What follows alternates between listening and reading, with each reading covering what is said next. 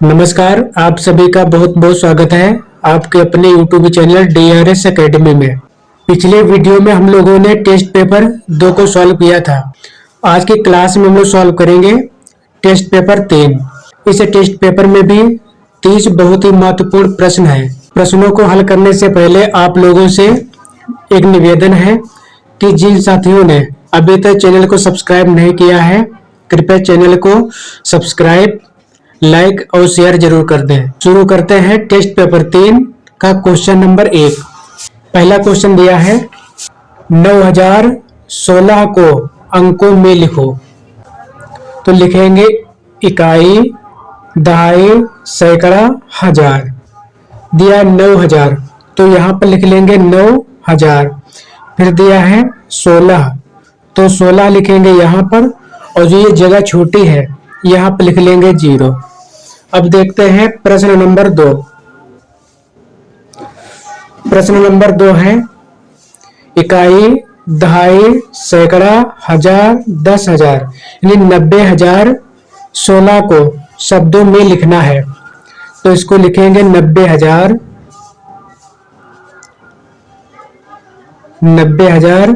16।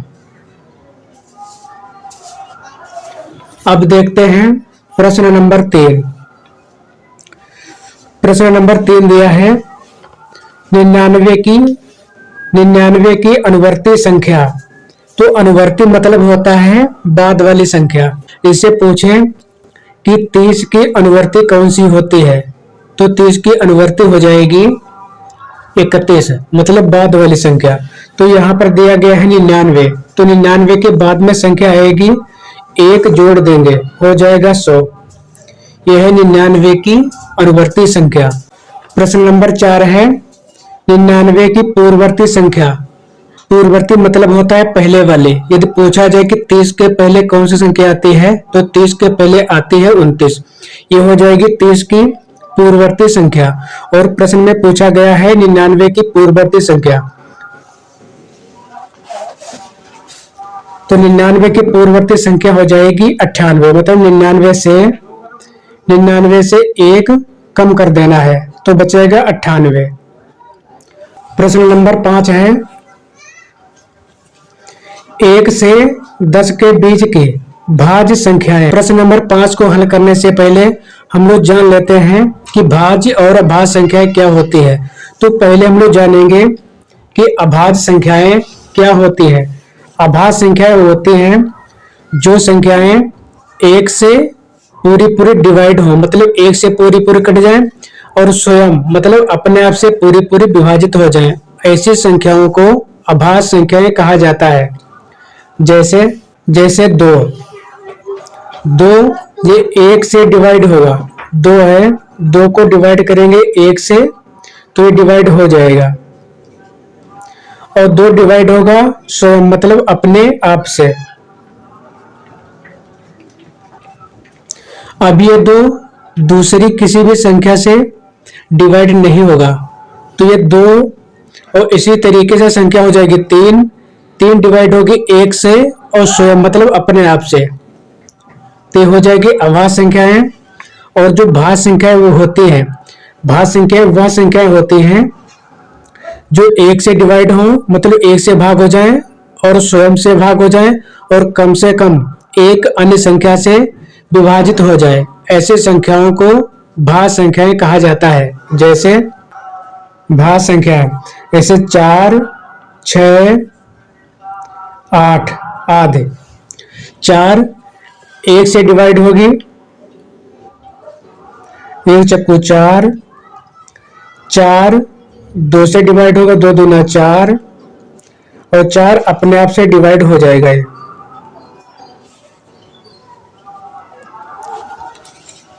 ऐसी संख्याओं को भाज्य संख्याएं कहा जाता है। मतलब जो संख्याएं केवल 2 संख्याओं से डिवाइड हो, 1 से और स्वयं से, उनको कहा जाता है अभाज्य संख्याएं। और जो संख्याएं 1 से, स्वयं से, उसके अलावा कम से कम एक अन्य संख्या से डिवाइड हो जाए, मतलब भाग हो जाए, ऐसे संख्याओं को भाज्य संख्याएं कहा जाता है। सबसे छोटी अभाज्य संख्या पूछा जाए कौन सी होती है, तो सबसे छोटी अभाज्य संख्या होती है 2 और सबसे बड़ी अभाज्य संख्या होती है अनंत। अगर पूछा जाए कि सबसे छोटी भाज्य संख्या कौन सी होती है, तो सबसे छोटी भाज्य संख्या होती है 4, सबसे बड़ी भाज्य संख्या होती है अनंत। अब आते हैं प्रश्न पर। तो प्रश्न दिया है 1 से 10 के बीच की भाज्य संख्याएं लिखिए। तो 1 ना तो भाज्य होती है और ना अभाज्य होती है। अब सॉल्व करेंगे प्रश्न नंबर 5। 1 से 10 के बीच की भाज्य संख्या है, तो 1 और 10 के बीच की भाज्य संख्या हो जाएंगी 4, 6, 8 और 9। ये 1 और 10 के बीच की भाज्य संख्याएं हैं। अब आते हैं प्रश्न नंबर 6 पर। इसमें दिया है 1 से 10 के बीच की अभाज्य संख्याएं। तो 1 और 10 के बीच की अभाज्य संख्या हो जाएंगी वे संख्याएं जो 1 से और स्वयं से विभाजित हो, उन संख्याओं को अभाज्य संख्याएं कहा जाता है। तो 1 न तो भाज्य संख्या है और ना ही अभाज्य संख्या है। तो 1 के बाद में हो जाएगी 2, 2 के बाद में हो जाएगी 3, 3 के बाद में हो जाएगी 5, 5 के बाद में हो जाएगी 7। ये 1 और 10 के बीच की अभाज्य संख्याएं हैं। अब देखते हैं प्रश्न नंबर 7। इन प्रश्नों को हल करने से पहले हम लोग सम और विषम संख्याएं जान लेते हैं कि सम और विषम संख्याएं क्या होती हैं। जो संख्याएं 2 से पूरी कट जाएं, जो संख्या 2 से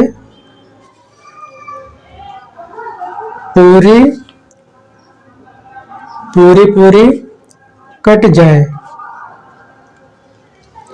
उन्हें कहा जाता है सम संख्याएं। जैसे 2, 4, 6, 8, 10, 12 आदि, ये सभी संख्याएं सम है। और इनकी जो पहचान होती है, सम संख्या को कैसे पहचानेंगे, तो जिन संख्याओं के इकाई में 0 या 2 या 4 या 6 या 8, इसमें से अगर कोई भी अंक है तो वो संख्या हो जाएगी सम। अगर इसमें से कोई भी अंक नहीं है तो वो संख्या हो जाएगी विषम। विषम संख्याएं, जो संख्याएं 2 से पूरी ना कटे, जैसे 1, 3, 5, 7, 9, 11 और 13, ये सभी संख्याएं आदि, ये सभी संख्याएं विषम संख्याएं हैं। पहचान, जिन संख्याओं के इकाई में 1, 3, 5, 7 या 9, इसमें से कोई भी अंक है तो वे संख्याएं विषम संख्याएं कहलाएंगी। 1 से 10 के बीच की सम संख्याएं, तो 1 और 10 के बीच की संख्या हो जाएंगी वे संख्याएं जो 2 से पूरी कट जाए। 2, 4, 6, 8, ये संख्याएं हो जाएंगी सम। प्रश्न नंबर 8। 1 से 10 के बीच की विषम संख्याएं, वे संख्याएं जो 2 से पूरी ना कटे। तो 1 और 10 के बीच की, तो 1 के बाद में हो जाएगी 3, 5, 7, 9, ये सभी संख्याएं विषम संख्याएं हैं। अब आते हैं प्रश्न नंबर 9 पर। प्रश्न नंबर 9 दिया है 5 + 0। कोई भी संख्या होती है, अगर उसमें 0 को जोड़ेंगे तो जो संख्या होती है वही प्राप्त होता है। तो 5 में 0 जोड़ेंगे तो प्राप्त होगा, तो हो जाएगा 5 ही। अब देखते हैं प्रश्न नंबर 10। प्रश्न नंबर 10 दिया है 5 - 0।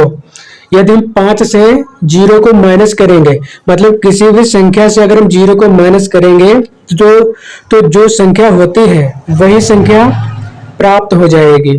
तो यहाँ पर भी आ जाएगा 5। अब देखते हैं प्रश्न नंबर 11। प्रश्न नंबर 11 दिया है 5 × 0। 5 की गुणा करेंगे 0 से तो आएगा 0, मतलब संख्या चाहे जितनी भी बड़ी हो, यदि हम उसकी 0 से गुणा करेंगे तो जो गुणनफल आएगा वो 0 ही आएगा। अब देखते हैं प्रश्न नंबर 12। प्रश्न नंबर 12 दिया है 5 को भाग करना है 0 से। यदि हम किसी भी संख्या को 0 से भाग करेंगे तो उसका मान हम निकाल नहीं सकते हैं। मतलब 5 को अगर हम 0 से भाग करेंगे तो उसका जो मान आएगा अपरिभाषित आएगा, मतलब हम मान को निकाल नहीं सकते हैं। अब देखते हैं प्रश्न नंबर 13। 13 दिया है 0 + 5, मतलब 0 में 5 को जोड़ना है तो आएगा 5। यदि हम 0 में किसी भी संख्या को जोड़ेंगे तो जो संख्या आएगी वही योगफल हो जाएगा। अब देखते हैं प्रश्न नंबर 14।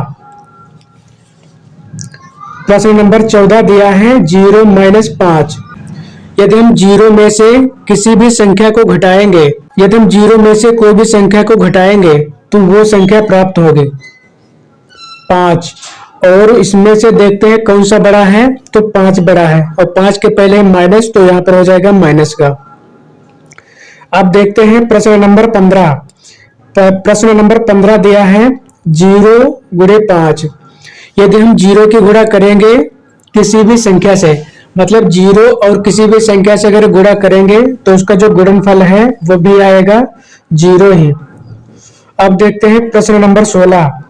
प्रश्न नंबर 16 दिया है 0 को भाग करना है 5 से। यदि हम 0 को किसी भी नंबर से भाग करेंगे तो उसका जो भागफल आएगा वो आएगा 0। अब देखते हैं प्रश्न नंबर 17। प्रश्न नंबर 17 दिया है 5 + 1, मतलब 5 में 1 को जोड़ना है तो हो जाएगा 6। अब प्रश्न नंबर दिया है 18। 18 है 5 - 1, यानी 5 से 1 को घटाना है तो बचेंगे 4। अब देखते हैं प्रश्न नंबर 19। प्रश्न नंबर 19 दिया है 5 × 1। जब हम 5 की गुणा करेंगे 1 से तो आएगा 5। अब देखते हैं प्रश्न नंबर 20। प्रश्न नंबर 20। प्रश्न नंबर 20 में है 5 को भाग करना है 1 से। जब हम किसी भी संख्या को 1 से भाग करते हैं तो जो संख्या आती है वही उसका आंसर हो जाए, वही उसका भागफल आ जाता है। प्रश्न नंबर 21 दिया है 1 में जोड़ना है 5 को तो हो जाएगा 6। प्रश्न नंबर 22 1 से 5 को घटाना है, 1 दिया प्लस का और 5 दिया माइनस का, तो प्लस और माइनस होता है माइनस, तो हम घटा देंगे। घटाएंगे हमेशा बड़ी वाली संख्या से, तो 5 से 1 जाएगा, बचेंगे 4। और इन दोनों में बड़ा कौन सा है, तो इन दोनों में बड़ा है 5। 5 है माइनस का, तो यहाँ पर भी हो जाएगा माइनस का। अगला प्रश्न है 1 की गुणा करना है 5 से तो हो जाएगा 5। फिर अगला प्रश्न दिया है 1 को भाग करना है 5 से, तो भाग करेंगे 5 से 1 छोटा है तो यहाँ पर हम लगा देंगे पॉइंट, यहाँ बढ़ जाएगा 0। और 5 का पहाड़ा पढ़ेंगे 2 बार तो हो जाएगा 10, आया है 0.2। प्रश्न नंबर 25। 1089 में 11 को जोड़ना है। इकाई को इकाई में जोड़ेंगे, दहाई को दहाई में जोड़ेंगे, सैकड़ा को सैकड़ा में जोड़ेंगे, हजार को हजार में जोड़ेंगे। यहाँ पर इकाई में 1 है और यहाँ पर इकाई में 9 है, तो इनको हमें जोड़ना है। 1 और 9 हो जाएगा 10, 10 का 0 हासिल आएगा 1। 1 जोड़ देंगे इसमें तो हो जाएगा 1 और 1 2, 2 और 8 हो जाएगा 10, 10 का 0 हासिल आएगा 1। और 1 में जोड़ेंगे 0 को तो आएगा 1, और यहाँ पर दिया है 1 तो इसको लिख देंगे ऐसे ही। अब दिया है प्रश्न नंबर 26। 1000 से 79 को घटाना है, तो हम लिख लेंगे 1000, इसको घटाना है। तो यहाँ पर दिया है 0 से 9 घटेगा नहीं, तो लेंगे यहाँ से उधार, लेकिन यहाँ पर भी 0 है और यहाँ पर भी 0 है, यहाँ पर दिया है 1, तो हम यहाँ से उधार लेंगे। तो जब हम यहाँ से उधार लेंगे तो यहाँ पर बचेगा 0 और यहाँ पर हो जाएगा 10, और 10 से जब यहाँ के लिए उधार लेंगे तो यहाँ पर बचेगा 9 और यहाँ पर हो जाएगा 10, और जब 10 से यहाँ से उधार लेंगे तो यहाँ पर आ जाएगा 10 और यहाँ बचेगा 9। अब हमें घटाना है, 10 से 9 गए बचेगा 1, और 9 से 7 जाएंगे तो बचेंगे 2, यहाँ पर दिया है 9, इसको हम ऐसे ही लिख लेते हैं। अगला दिया है 9008 के गुणा करना है 2 से, तो पहले हम 2 की गुणा करेंगे 8 से तो हो जाएगा 2 8 16, 16 का 6 हासिल आएगा 1। और जब हम 2 की गुणा करेंगे 0 से तो आएगा 0, और 0 में जोड़ेंगे 1 तो हो जाएगा 1। अब गुणा करेंगे 2 की गुणा करेंगे 0 से तो आएगा 0 और 2 की गुणा करेंगे 9 से तो हो जाएगा 18। प्रश्न नंबर 28, 918 को भाग करना है 9 से। 918 भाग करना है 9 से। तो भाग करने के लिए हमें ध्यान रखना है, यहाँ पर 9 दिया है और यहाँ पर हमें लेना है एक अंक। एक अंक दिया है 9। अगर यहाँ पर 9 से यहाँ पर अगर छोटा होता तो हम ले लेते 2 अंक, लेकिन छोटा है नहीं तो इसलिए लेंगे एक अंक। अब 9 का पहाड़ा पढ़ेंगे कि 9 आ जाए, 9 की 9, तो यहाँ पर बचेगा 0, तो यहाँ पर लिख लेंगे 1। 9 से 1 छोटा है तो यहाँ पर लगाएंगे 0 और यहाँ पर 0 बढ़ा देंगे, आएगा 1, उतारेंगे 8। अब 9 का पहाड़ा पढ़ेंगे 2 बार तो हो जाएगा 18। यहाँ पर आंसर आएगा 102। अब देखते हैं प्रश्न नंबर 29। प्रश्न नंबर 29 दिया है 8 + 7 - 15। ऐसे प्रश्नों को हल करने के लिए पहले भाग, फिर गुणा, फिर जोड़, फिर घटाना, इसी क्रम से हल करना होता है। तो भाग पहले है, भाग तो इसमें दिया नहीं है, फिर है गुणा, गुणा भी नहीं है, फिर है जोड़। प्लस वाली जो भी संख्या है उनको हम जोड़ लेते हैं। 8 + 7 माइनस का 15 दिया है तो 8 और 7 जोड़ेंगे हो जाएगा 15। 15 - 15 तो 15 से 15 जाएगा, बचेगा 0। आज का अंतिम प्रश्न दिया है 3 - 7 + 17 - 9। पहले में करना है भाग, भाग तो इसमें है नहीं, फिर करेंगे गुणा, गुणा भी नहीं है, जोड़, जोड़ है। तो जो भी संख्या प्लस वाली है उनको हम जोड़ लेते हैं। प्लस की 3 है और प्लस के 17 है, 3 और 17 हो जाएंगे 20। फिर बचेगा यहाँ पर माइनस के 7 माइनस के 9। अब यहाँ पर लिखेंगे 20 और यहाँ पर माइनस और माइनस होता है प्लस, तो इन दोनों को जोड़ देंगे। 7 और 9 हो जाएगा 16। इसमें बड़ा है 9 है माइनस का, इसलिए यहाँ पर हो गया माइनस का। और 20 से 16 जाएंगे, मतलब 20 से 16 को घटाना है तो बचेंगे 4। दोस्तों आज की सेवा यहीं पर समाप्त करते हैं और मिलते हैं अगले वीडियो में नए प्रश्नों के साथ। नमस्कार।